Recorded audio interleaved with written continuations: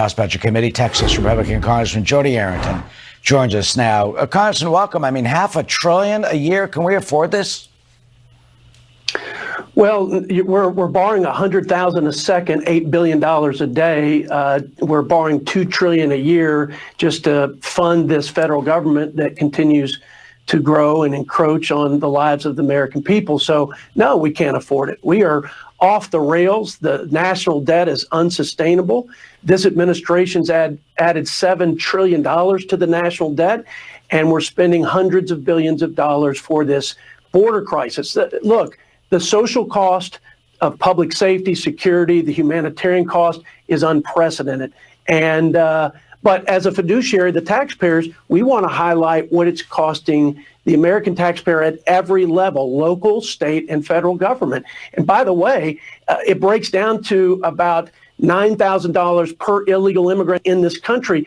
We don't even spend that for the most vulnerable American citizen in the way of Medicaid benefits. And so it's just part of the recklessness and fiscal irresponsibility of this administration. And we've got to rein it in, and we've got to change course, or we'll bankrupt this country. I think this is maybe one of the first times that we've heard it break down per, migrant. You're saying our taxpayer money is $9,000 for each migrant?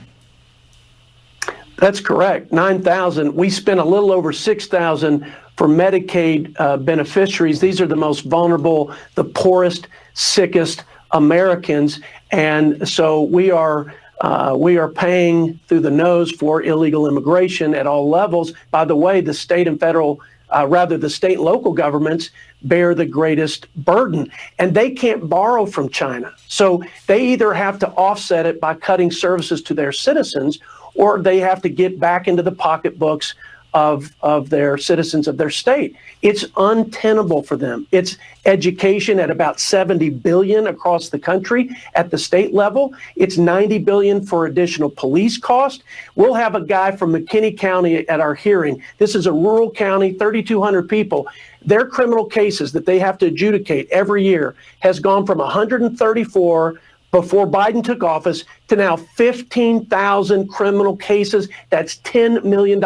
That's one out of the 254 counties in the great state of Texas. So this is unconscionable, and we've got to expose the fiscal implications of this for taxpayers and for the American people. I mean, how do they deal with this weight? In New York City, for example, Mayor Adams had to announce some budget cuts. He says the migrant crisis costs about $4 billion a year. He says he's spending more on migrants than on the fire department, the parks department, and the sanitation department combined. At what point does this stop? What should the Biden administration do about it to stop this insanity? Very simple. Enforce the laws. I mean, the laws on the books say that we must detain, and we had very effective programs for border security and for stopping illegal immigration in the previous administration. This president knows exactly what works. The Remain in Mexico, stop, catch, and release, just restoring the rule of law and defending our sovereign border. But for the first 100 days, virtually every day, of this first 100 days of this administration, President Biden had an executive order that unraveled this.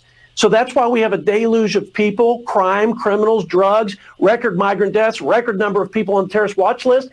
Again, the whole of society impact is almost immeasurable, but it's not immeasurable in terms of what it's hitting, where it's hitting the taxpayer. And this on top of the cost of living crisis, about $1,300 a month for families that they're spending more because of inflation, interest rate hikes. So this recklessness, this fiscal recklessness is permeating every facet. And we want to highlight the border crisis in particular because we think it's important for every American to know it's not just security, it's fiscal impact and fiscal irresponsibility. Why do you think the president has pursued those policies? I can only posit that he thinks there's some political benefit by having illegal immigrants come into this country. And I don't see that. The polls suggest that the Hispanic community and every minority community is moving away from this president. People who have migrated here from other countries, and especially Latin American countries, where socialism bankrupted their country, where they had lawlessness in their streets. They want law and order. They want a secure border. They want good education. They want peace and tranquility, as we promised in the Constitution. So it's not going to work out for President Biden, but more importantly for the country, it's been a calamity, an absolute catastrophe, and it's costing real money, and it's real money to the local taxpayers because they can't borrow from China. So they're having to make deep cuts into services that will impact the quality of life of their citizens. And again, it's unconscionable, but that's the norm for this administration over the last 3.5 years. And, finally, Congressman, we just paid taxes. You got all those tax forms, and we saw all this stuff, and we sent it down to Washington. But we don't get back from the IRS where the money goes to and how they really don't see something to break it down. What do you think the reaction of the average American taxpayer would be if we get a little letter with our tax refund that says, by the way, this is how much the migrant, $9,000 each migrant, that's what it's costing you? Do you think that would affect the public policy? You better believe it. And I'm sounding the alarm on that. I actually have a budget process reform that does just that for taxpayer receipts. It lines up how much taxpayers are paying in terms of the federal budget, how much of the debt the taxpayers are paying, which is about $250,000 per taxpayer right now. And so, yes, I think we have to put this at the fore of every taxpayer, because it's easy to watch the national debt clock now at $34 trillion and counting and kind of be lulled to sleep that there's no implication for this. The fact is, a debt crisis would undermine the economy, our national security, not only that, but our leadership in the world and our children's future. We have to wake up and do something about it. And the border cost is just one of the many frivolous, wasteful, and unnecessary spending that's going on throughout the people's government. We're going to expose it. Yeah, I checked